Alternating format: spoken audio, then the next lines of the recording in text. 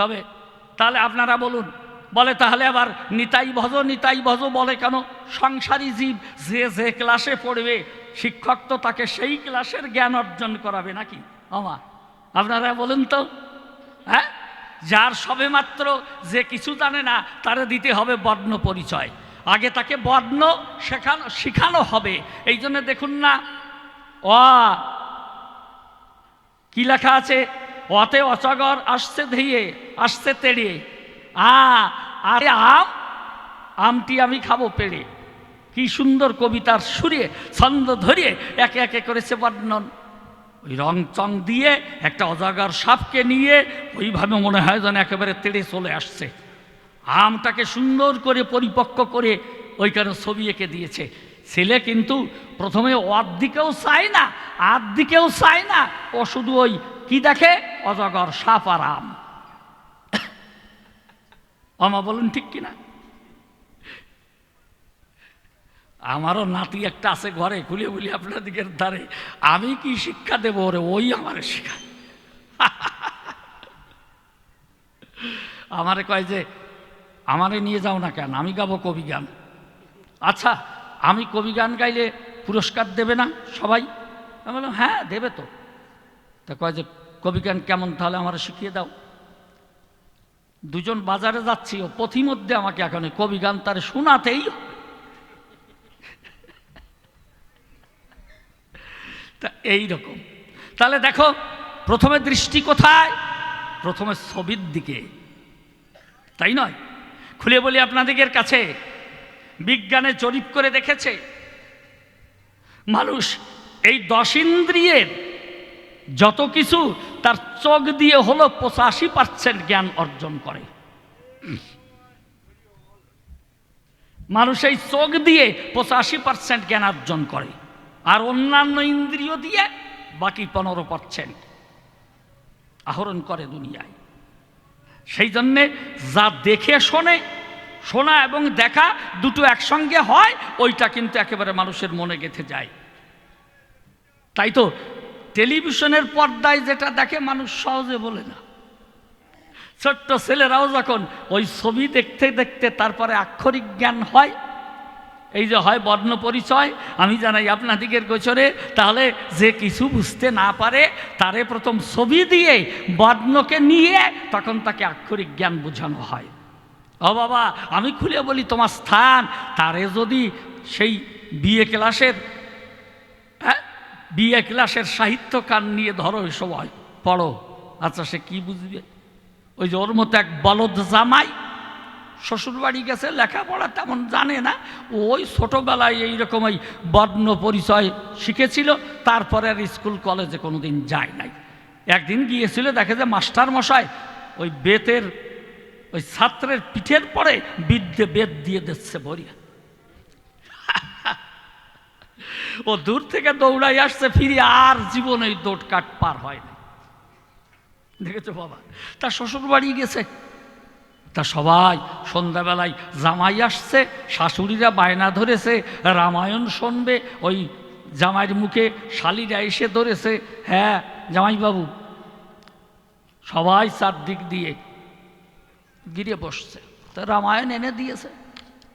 জামাই তো রামায়ণ খুলিয়ে একেবারে ভেসে যাচ্ছে নয়নের জলে। দরদর বিগলিত ধারে একেবারে বক্ষ ভেসে যাচ্ছে একেবারে। শাশুড়িরা কয়েছে বাবা আর পড়তে হবে না, সত্যিই তুমি সাধক, তুমি বুঝেছো রামায়ণ, তাই তো রামায়ণ পড়তে গিয়ে বাবা রামায়ণের মর্ম বুঝে নিয়ে আগেই তার এইভাবে ঝরিছে নয়ন, আর পড়তে হবে না। কিন্তু ও কাঁদছে কেন জানেন? ও ভাবছে যে হায় রে, ছোটবেলায় ওই যে বইয়ের পাতায় দেখেছিলাম এইরকম বড় বড় এইরকম বড় বড় হ্যাঁ, আর এইরকম বড় বড় আর আজকে এতদিন ধরিয়ে কেউ হয়তো খেতে দেয়নি তারে, তাই না খেতে খেতে সুখ হয়ে গেছে, মরিয়ে এইটুক আর এইটুক হয়ে গেছে।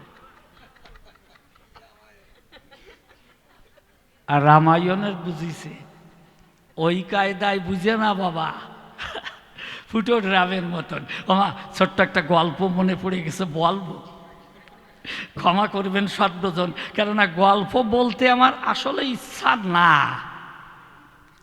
কিন্তু ও যে কায়দায় দেখলাম যে হাসির তুফান তুলে দিয়েছে, তা আমি একটু না বলে পারি?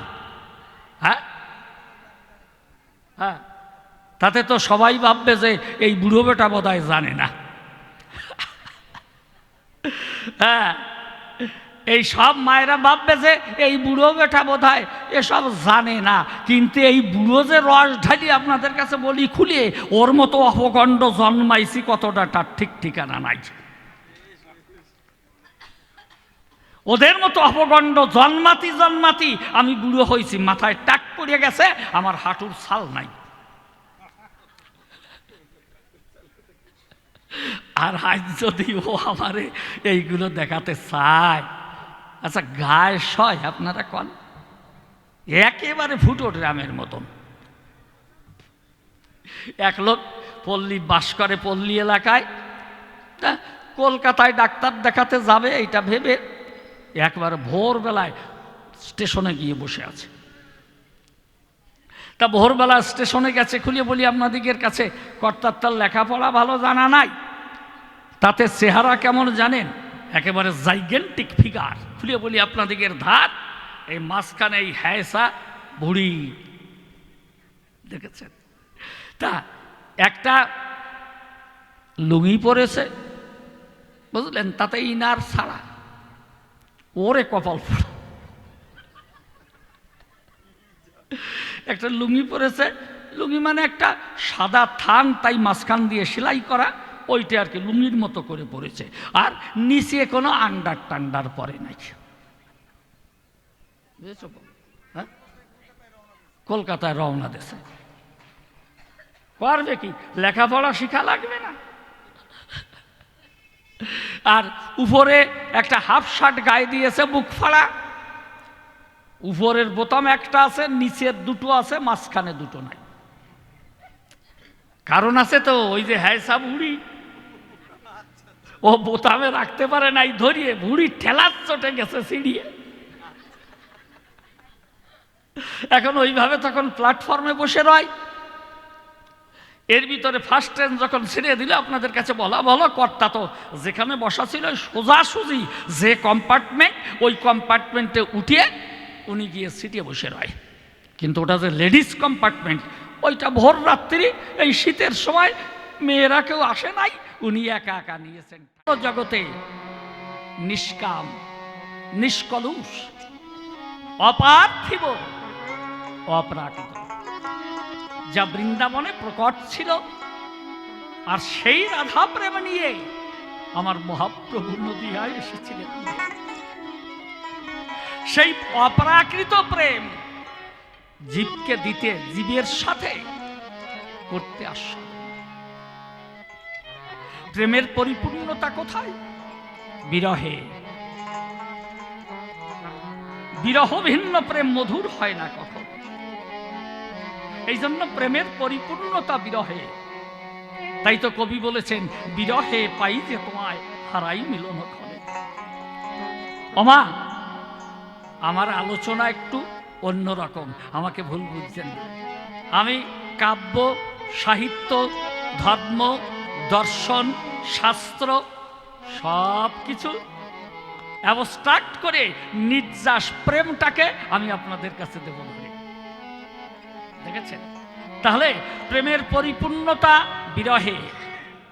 কবি বললেন, বিরহে পাইতে তোমায় হারাই মিলন ক্ষণে। আপনারা সতীনাথ মুখোপাধ্যায়ের কণ্ঠে একখানা গান শুনেছেন, জীবনে যদি দীপ জ্বালাতে নাহি পারো, সমাধি পরে জেলে দিও। এখনো কাছে আছি, তাই তো বোঝো না আমি যে তোমার কত প্রিয়। কাছের মানুষ কাছে থাকতে সে যে কত প্রিয়, এ জীবনে কেউ বুঝতে পারে না। কি বাবা, ঠিক না? কাছের মানুষ যদি সব সময় কাছে থাকে, ওই মানুষ এমনি প্রবাদ বাক্যে বলে না, নিত্য ঘষায় ঘষায় শালগ্রাম হয় ফুতো। বাবা ঠিক না? তাই জন্যে যে যে যাকে ভালোবাসে, খুলে বলি আপনাদিকে পাশে কাছে থাকতে, মণি হোক, মাণিক্য হোক, রত্ন হোক, হাতের মুঠোয় থাকতে কেউ তার কদর বোঝে না। সে যে কি এটা বুঝতে পারে না। তাই বিষ্ণুপ্রিয়াকে গৌর প্রেমটা কি, কতখানি গভীর, কতখানি মাধুর্য ভরা এই প্রেম, সেইটা বুঝাতে ক্ষণিক বিরহ দিয়েছে। ওই যে এখনো কাছে আছি, তাই তো বোঝো না আমি যে তোমার কত প্রিয়। দেখেছেন? তাই তো আকাশ বাতাস জুড়ে ইথারে থরে থরে এই প্রেম থরে থরে ভাসছে। যে রাধা প্রেম পৃথিবীর এক প্রান্ত হতে অন্য প্রান্ত, দিগন্ত হতে দিগন্তে, প্রান্ত হতে প্রান্তে এই প্রেম করেছে ভ্রমণ। এ প্রেম কোথায় ছিল? এ প্রেম ছিল অনন্ত লোকে, নিত্য লোকে। সেই প্রেম গলে গলে ঝরে ঝরে এই পৃথিবীতে ঝরে পড়েছে। তখন দেখেছি গোলকের রাধা গোবিন্দের, গোলকের রাধা কৃষ্ণের যে হয়েছিল নিত্য মিলন, আমি আপনাদের কাছে করি প্রকাশ, সেটাই হয়েছিল গোপনে নিত্য রাস। সেই রাসের যে নির্যাস, সেই প্রেম ঝরে ঝরে গলে গলে এই জগতে পড়েছে। তাই কবিগুরু বলেছেন, প্রেমে প্রাণে গানে গন্ধে আলোকে পুলকে প্লাবিত করিয়া নিখিল দুলক ভুরকে তোমারই অমল অমৃত করিছে ধরিয়া। বাবা দেখেছেন? প্রেমে প্রাণে গানে গন্ধে আলোকে পুলকে প্লাবিত করিয়া নিখিল দুলক ভুলকে তোমারই অমল অমৃত করিছে ধরিয়া। সেই প্রেম জগতে করেছে অবতরণ। ও বাবা, এই প্রেম যে কি, গৌর সেই প্রেমের প্লাবন নিয়ে এই নদীয়াতে এসেছিলেন ধেয়ে জীবগণকে তার সেই প্রেমে মাতাইয়ে সাথে করে নিয়ে যাবে সেই প্রেমের নিত্য বৃন্দাবন।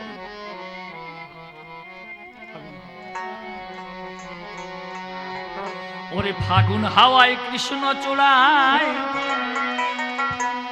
আগুন ধরালো অলসই,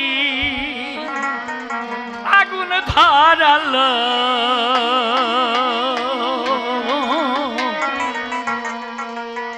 বধূ আর বিরহ জ্বালা দ্বিগুণ বাড়ালো। ফাগুন হাওয়ায়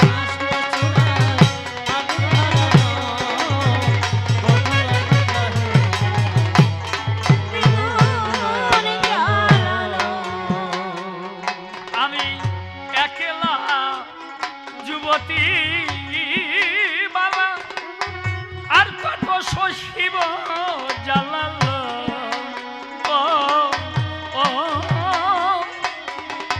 এমন খাল ফাগুনে পরাণ কালা, কাল ফাগুনে পরাণ কালা ওরে ফিরে না এলো।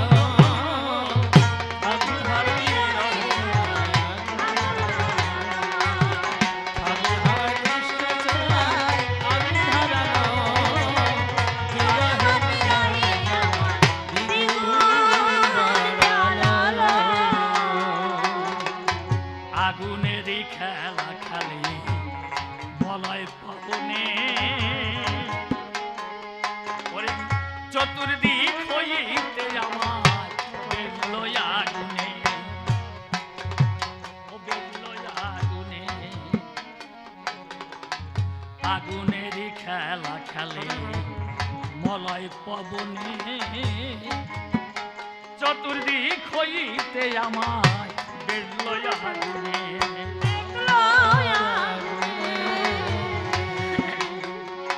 সখী কোকিল ডাকে বকুল শাখে, আমার আগুন ধরায় পোড়াবুকে রে।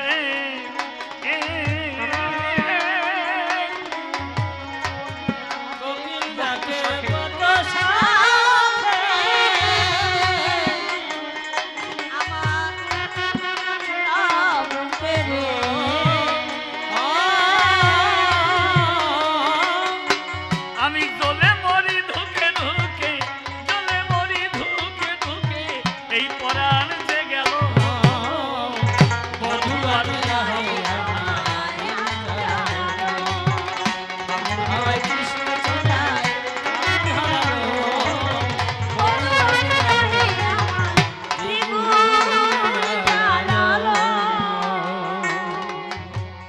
বনে গুনগুনিয়ে গাহে অলিকু আগুনে পুড়ে ছাই হলো প্রেমের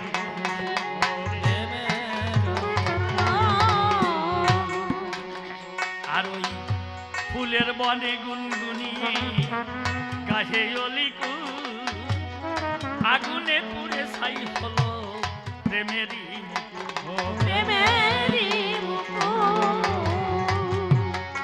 ও সখী সরোবরে সরোজিনী করে ভ্রমর সবে কানা কানি গো সরোবরে সরোজিনী করে কানা কানি গো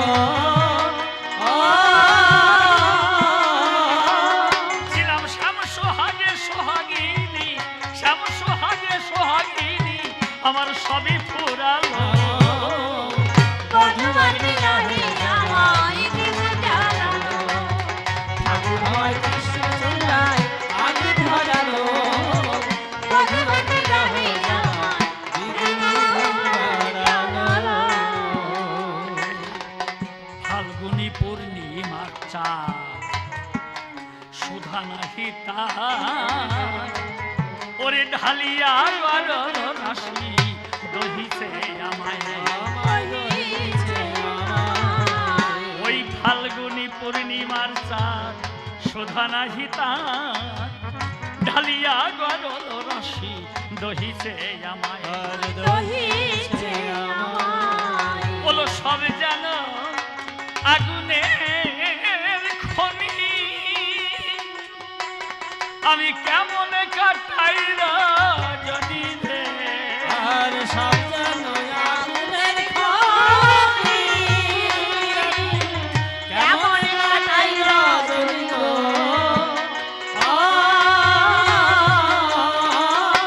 যেন মনিহীন ক্রুদ্ধা ফণিনী মনিহীন ক্রুদ্ধা ফণিনী বিষে ভরালো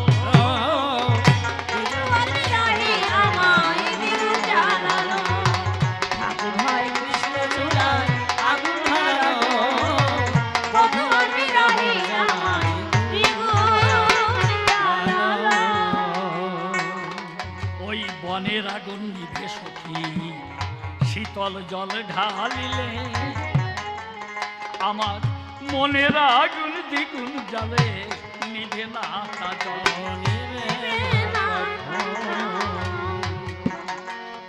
আর ওই বনের আগুন নিভে সখী শীতল জল ঢালিলে আমার মনের আগুন দ্বিগুণ জ্বলে নিভে না তার নেবে ও যে আগুন জ্বলে নির ও মধি ওলবি হবে শ্যামল জল ধীরে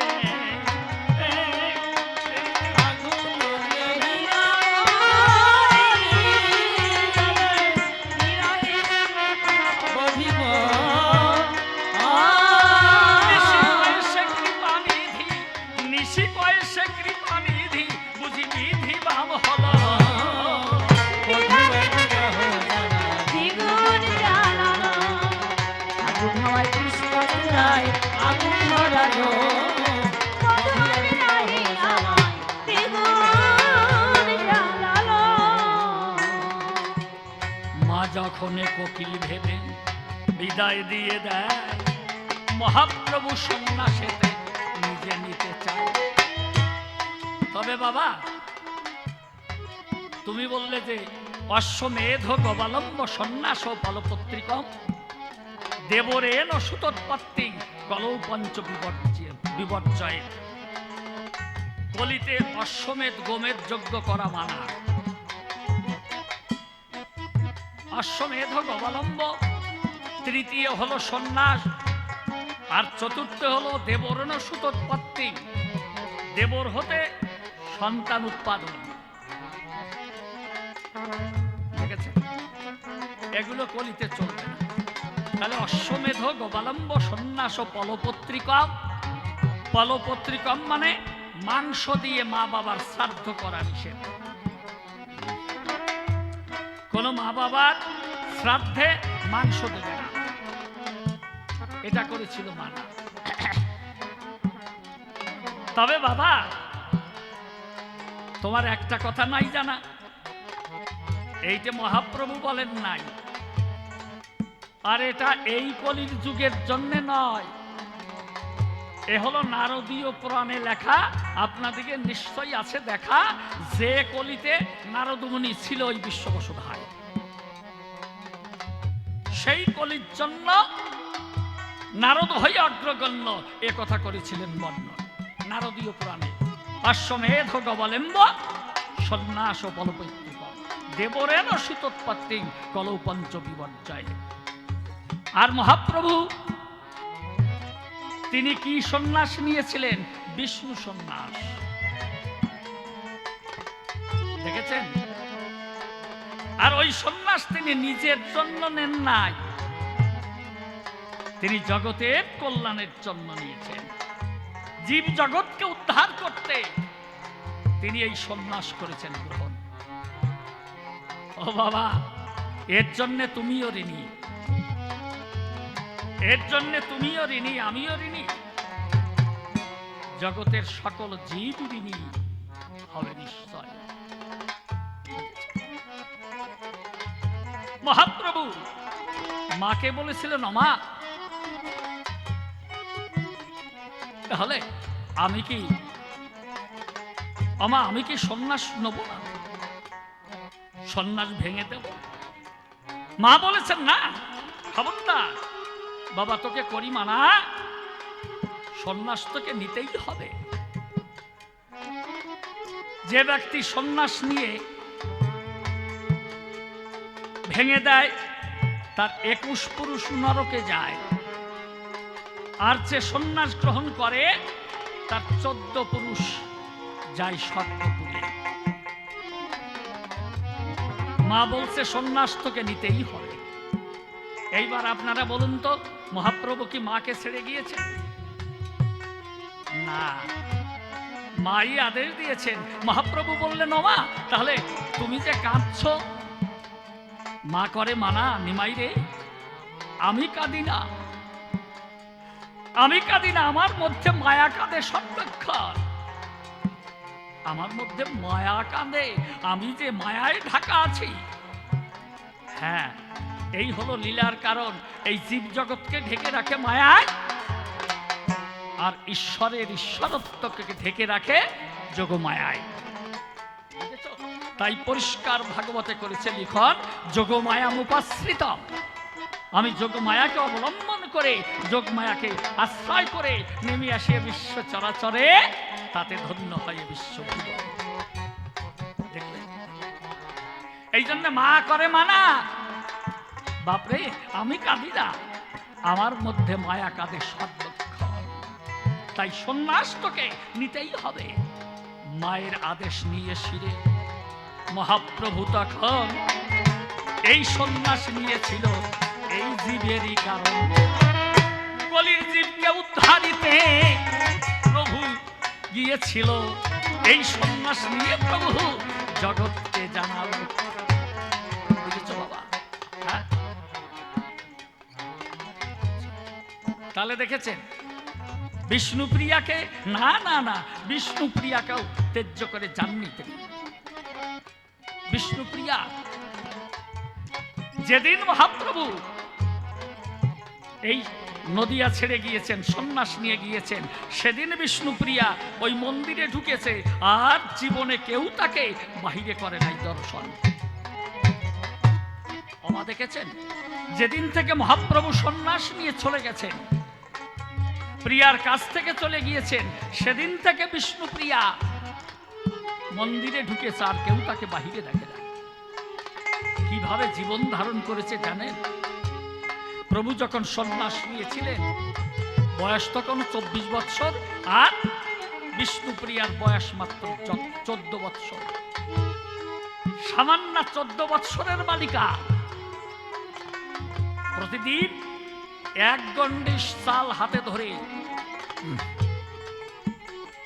প্রতিদিন 1 গণ্ডুষ চাল হাতে ধরে প্রতিটি চাল 108 বার করে নামও পুটিত করে তাই ভোগ রান্না করে প্রভুর দুয়ারে ভোগ লাগাইয়ে তার কিঞ্চিত প্রসাদ পেয়ে জীবন কারণ করেছে ধারণ।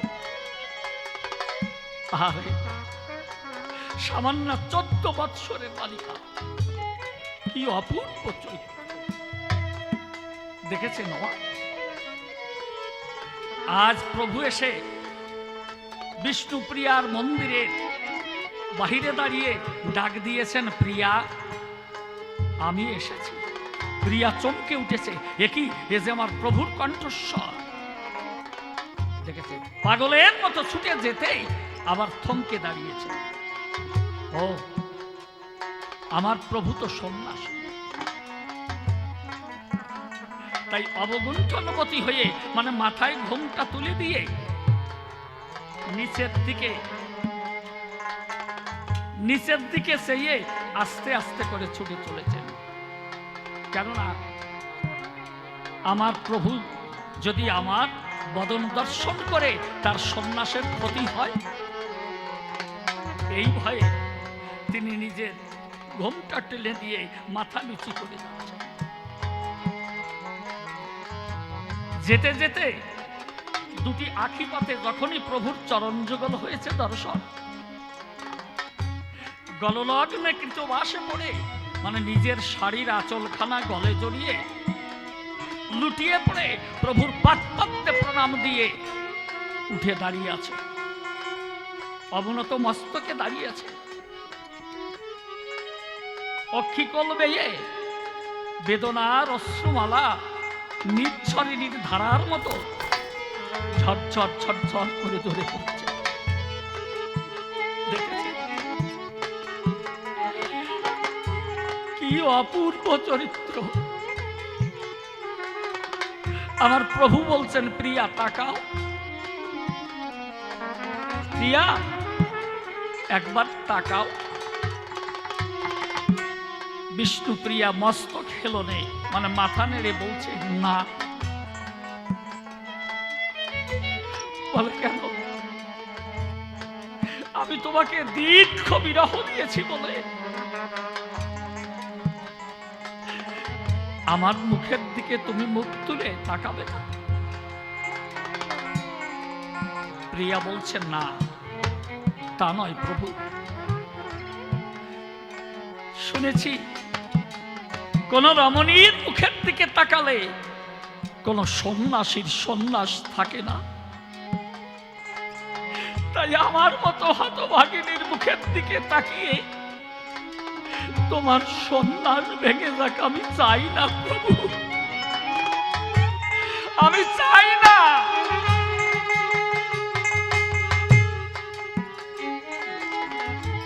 প্রভু বলছেন, প্রিয়া আমার সন্ন্যাস শেষ হয়ে গেছে। দেখেছি প্রভু বলেছেন, আমার সন্ন্যাস শেষ হয়ে গেছে, তুমি একবার তাকাও।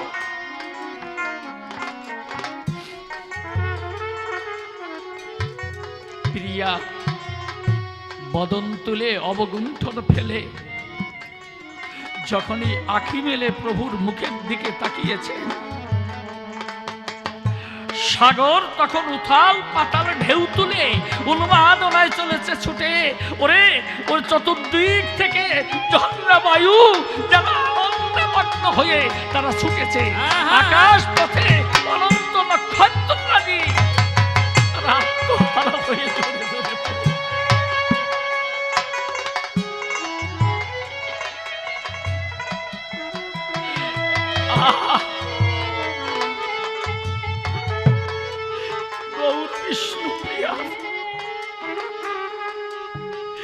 গৌর বিষ্ণুপ্রিয়ার কি অপূর্ব মিলন। গৌর বিষ্ণুপ্রিয়া প্রীতি প্রেমা হরি হরি।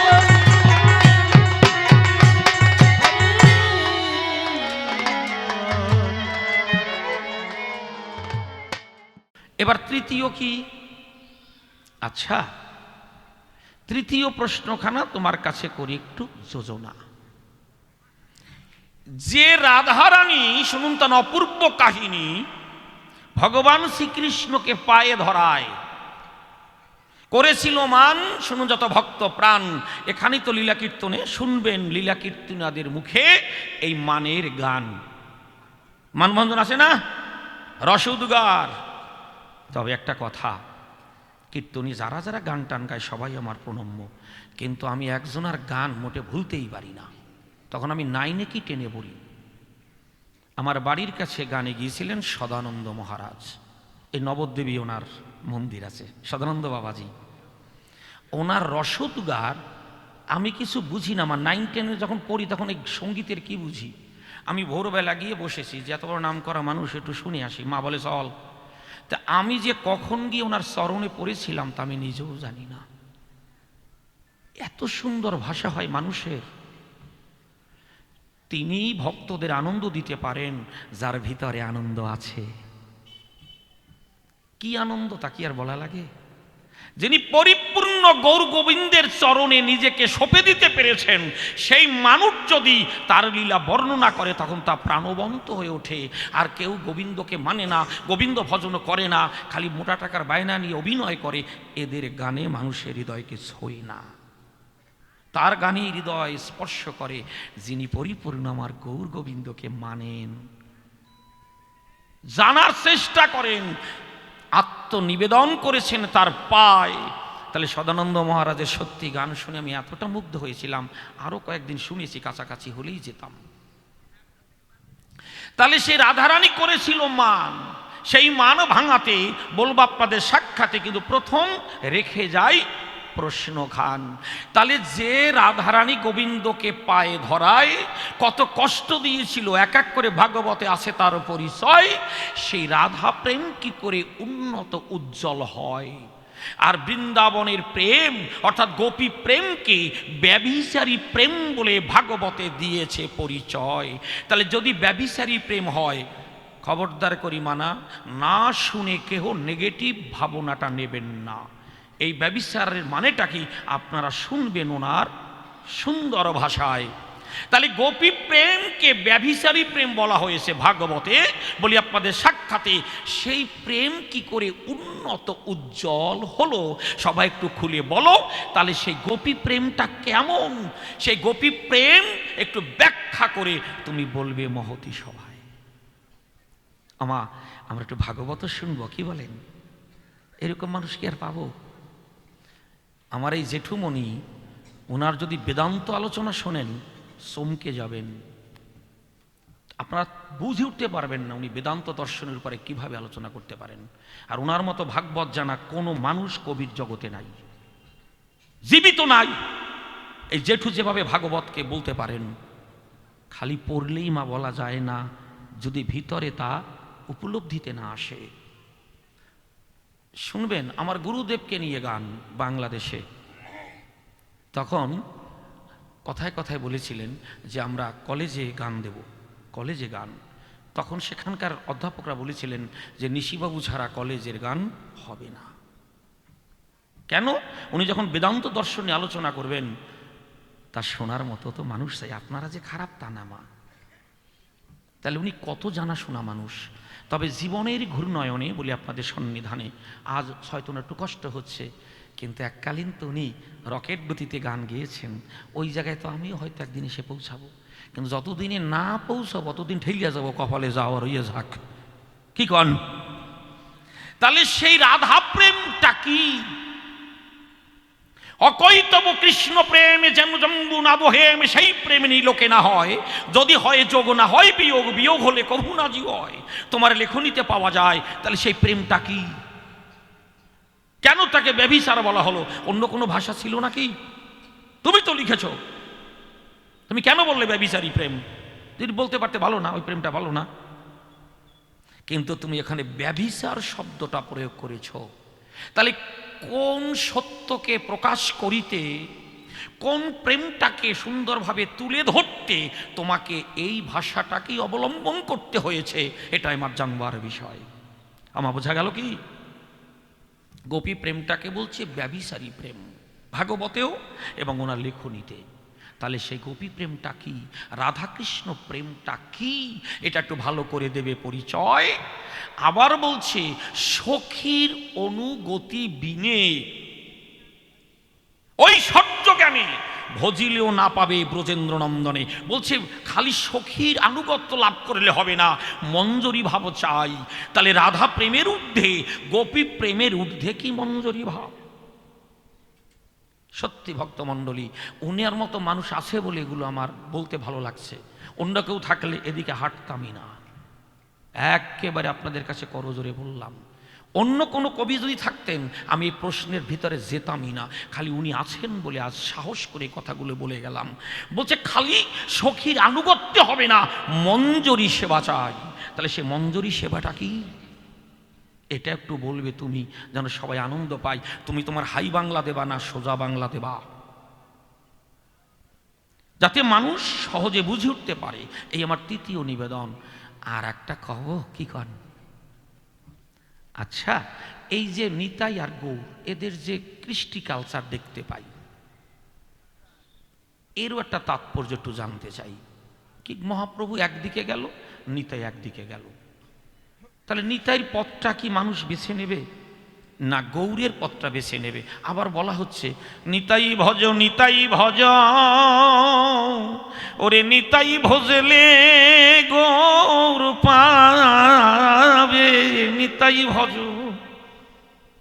তাহলে নিতাই ভজলে গৌর পাবে, তাহলে তুমি কেন সংসারে গেলে না, বাইডারে ঢেলে দিলে?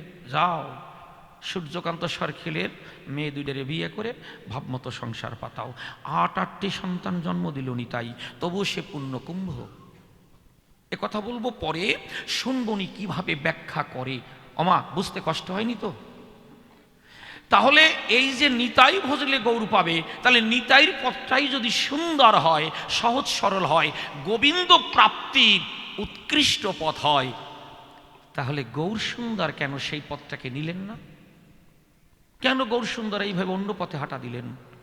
তাহলে বলো এই কথার তাৎপর্য কি? কোন পথ এই মানবের কৃষ্ণ প্রাপ্তির পক্ষে যথার্থ? এই হচ্ছে আমার 4টি প্রশ্ন। এবার আর একটা গান গাই, তারপরে দেখি উনি কি বলে। এবার লোকজন হইছে, বেশি সময় নেব না, ওনার কথা শুনে দ্বিতীয়বারে দেব গাই।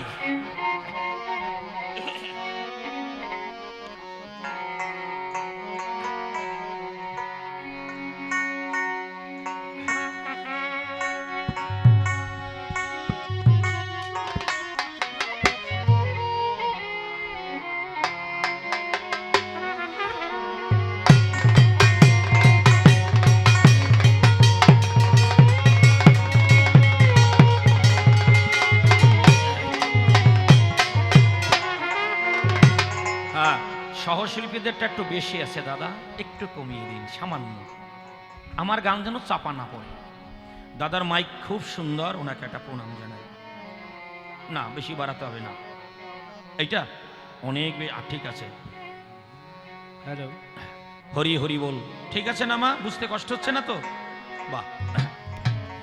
ওরে শেষের দিন ঘনিয়ে এলো, পেলাম না দেশের সন্ধান।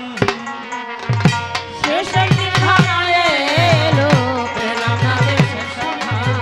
শেষের দিন ঘনায় এলো, পেলাম না দেশের সন্ধান। ওরে আমি পাই না বুঝে,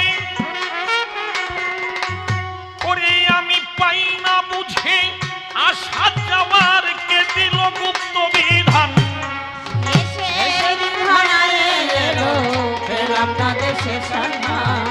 শেষের দিন ঘনায় এলো, পেলাম না দেশের সন্ধান। ওরে আমি পাই না বুঝে, আমি পাই না বুঝে, ওরে আমি পাই না বুঝে, আশা যাওয়ার কে দিল গুপ্ত বিধান। শেষের দিন ঘনায় এলো, পেলাম না দেশের সন্ধান। শেষের দিন ঘনায় এলো, পেলাম না দেশের সন্ধান। হায় রে সবে বলে মোরে পাবে, ওরে ওরে স্বর্গ কি নরক,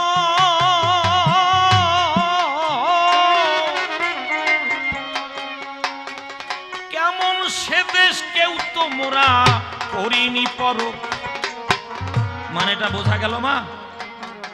সবে বলে মোরে পাবে স্বর্গ কি নরক, কেমন দেশটা কেউ তো মোরা করিনি পরক, মানে দেখিনি। সবে বলে মোরে পাবে স্বর্গ কি নরক, ওরে কেমন দেশটা কেউ তো মোরা করিনি পরক। ওরে কোন খবর কই না সেই দেশের লোক, খবর কই না সেই দেশের লোক, এ দেশে তো অনুমান। শেষের ঠিকানায় এলো পেলাম না দেশের সন্ধান, শেষের ঠিকানায় এলো পেলাম না দেশের সন্ধান। হায় রে কোথায় ছিলাম কোথায় এলাম, আবার যাব কার কাছে কাছে, কোন খবর কয় না যারা সেই দেশে আছে। ও রে কোথায় ছিলাম কোথায় এলাম, আমি যাব কার কাছে,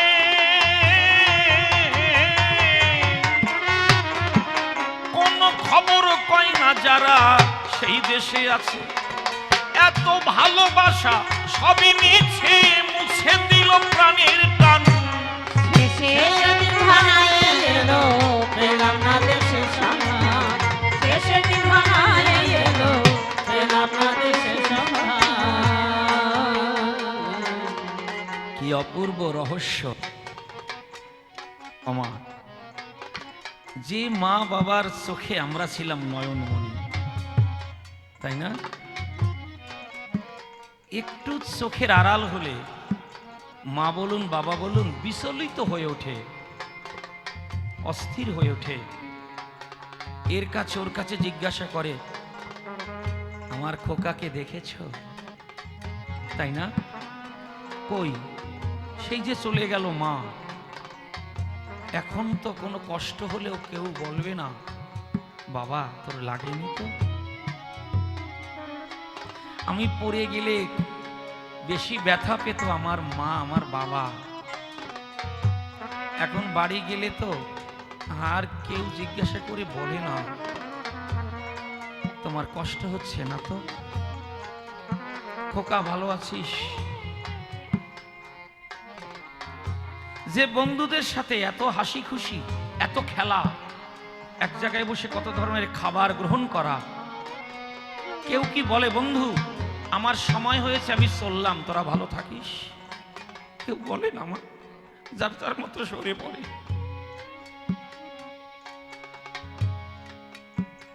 কেউ বলে না বন্ধু ভালো থাকিস।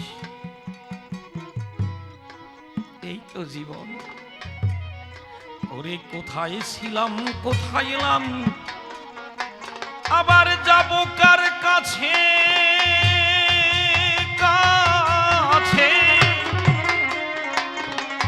কোন খবর কয় না যারা সেই দেশে আছে। এত ভালোবাসা সবই মিছে, মুছে দিল প্রাণের টান। শেষের ঠিকানায় এলো পেলাম না দেশের সন্ধান, শেষের ঠিকানায় এলো পেলাম না দেশের সন্ধান। হায় রে কে ভাই আমি কেন মরে, ওরে যারে ত্রিতাপে ত্রিতাপে পাই না বুঝে এই দশাম হলো কার পাপে। ও দয়াল রে কে ভাই আমি কেন মরে, ওরে যারে ত্রিতাপে ত্রিতাপে আমি পাই না বুঝে এই দশামর হলো কার পাপে। ওরে আমি পড়ে আছি অন্ধকূপে, কে করিবে আলো দান। শেষের ঠিকানায় এলো পেলাম না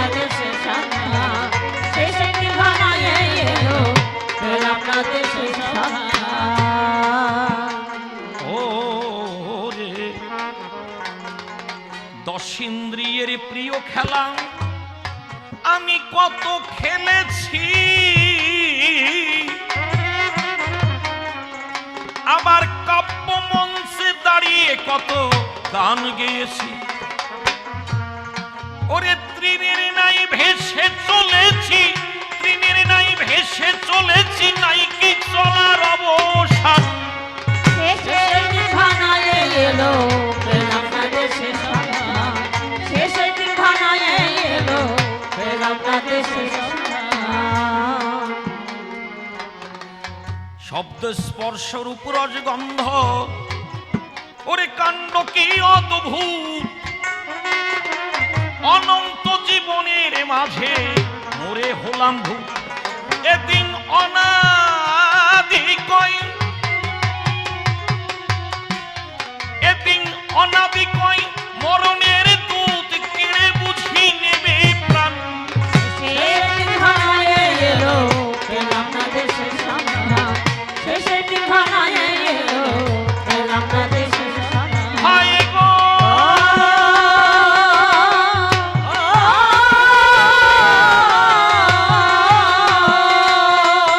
ওরে মুকুন্দ দাস নামটি ঘরে সভাতে দাঁড়াই। কৃষ্ণ দাস কবিরাজের চরণে প্রণতি জানাই। গুরু শিষ্যের মধুর আলোচনা শুনবেন ভক্তগণ। তোমার কাছে রেখে গেলাম আমার আত্মনিবেদন। মহাপ্রভুর চরিত্র কি করে অমৃত বল হয়, যে মানুষটির চরিত্রে যাহা দেখা যায়। মাকে কাদায় প্রিয়া রেখে যায়, ঝরে নয়ন জল। একটু করো বর্ণনা, রইল প্রার্থনা মহতি সভাতল। ব্যাখ্যা করে সভা করে বুঝাবে আমায়, তোমার কথায় মহতি সবাই যেন সবাই আনন্দ পায়। করলেন মানা সুধী জনাম আমরা জানি তাই। ওরে কলি যুগে মনের অনুরাগে বলল চৈতন্য গোসাই।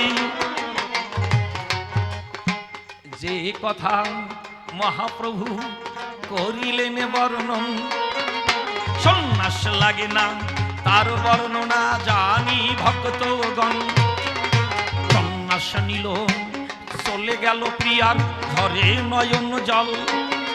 কেঁদে কেঁদে বক্ষ ভাষায় এই ধরা তল। সেই ব্যক্তির চরিত্র কি করে বলো অমৃত হতে পারে, একটু ব্যাখ্যা করে কথাগুলি বুঝাবে আমারে। চৈতন্য গোসাই তার মুখে শুনি তাই তোমারই রচনা। নাম ভিন্ন জীব হবে না ধন্য আমাদের আছে জানা। হরের নাম শ্লোকেতে পাই, আবার কান্তা প্রেমকে শ্রেষ্ঠত্ব দিলেন চৈতন্য গোসাই। ভালো করে ব্যাখ্যা করে বলো সবার ঠাই। জানিতে বাসনা সুধিজ না শুনিবে সবাই। কারে নাম করব না, স্ত্রী কি নিয়ে থাকবো বলবে ব্যাখ্যা করে। তোমার আলোচনা সুধিজ না শুনবে পরাণ ভরে। চৈতন্য গোসাইর কথা একটু করি সমাপন। গোপী প্রেম ব্যভিচারী তোমারই লিখন। ব্যভিচার কথাটি কেন লিখলেন বলো সভা পরে। যে প্রেমটা উন্নত উজ্জ্বল তোমারই লেখনির ভিতরে, আবার ব্যভিচারী কেন লিখলে তুমি জানতে আকিঞ্চন। এই দুটি পথে ধাবিত হলো নিতাই গরু দুইজন। তবে কোন পথে ভালো গোবিন্দ পাবে বলো জানতে আকিঞ্চন। একটু ভালো করে সভা করে দিও নিদর্শন। তবে প্রথমবারে আর তাহারে বলবো না ছেড়ে দিয়ে যাবো আমার কবির কল্পনা। এর পরে গুরুদেব আমার সভাতে আসিবে, ভালো ভালো কথাগুলি খুলিয়া বলিবে। দেখি এসে কোনভাবে কোন কথা কয়ে, কোন ভাবের ভাবধারা সেই উঠাইয়ে লয়। অনেক ভাবে অনেক কথা করিলে বর্ণন, ভুল ত্রুটি হতে পারে জানেন ভক্তগণ। তোমার মধুর কথা শুনতে নিবেদনই পাই, দেখি এসে আমার গুরুদেব পরিচয় দেয়। তবে প্রথমবারে বেশি বলার বেশি প্রয়োজন, এই আমার মতো আমি এবার করবো সমাপন। বলতে গিয়ে আমার যদি ভুল হয়ে যায়, ক্ষমা চেয়ে নিলাম যত ভক্ত শ্রোতার পায়। গুরুদেবের শ্রীপদ পদ্মে জানাইও প্রণতি, যার শুভ আশীর্বাদে গাহি কবি গীতি। পিতা মাতা শ্রীপদ পদ্ম করি বন্দন, যার কারণে পেলাম আমি রাম জীবন। যতদিন রাখে প্রভু এ বিশ্বভুবনে, মন যেন থাকে সদা পিতা মাতার চরণে। কৃষ্ণ গুণগান দিবা মিশি গাই, বিষয় মধ্যে যেন না আমাকে ডুবাই। তবে আর বেশি কথা বলবো না, ছেড়ে দিয়ে যাবো আমার কবির কল্পনা। এই পর্যন্ত আমার পর্ব দিলাম সাঙ্গ করি। রাধা গোবিন্দ প্রেমানন্দে বলুন হরি হরি।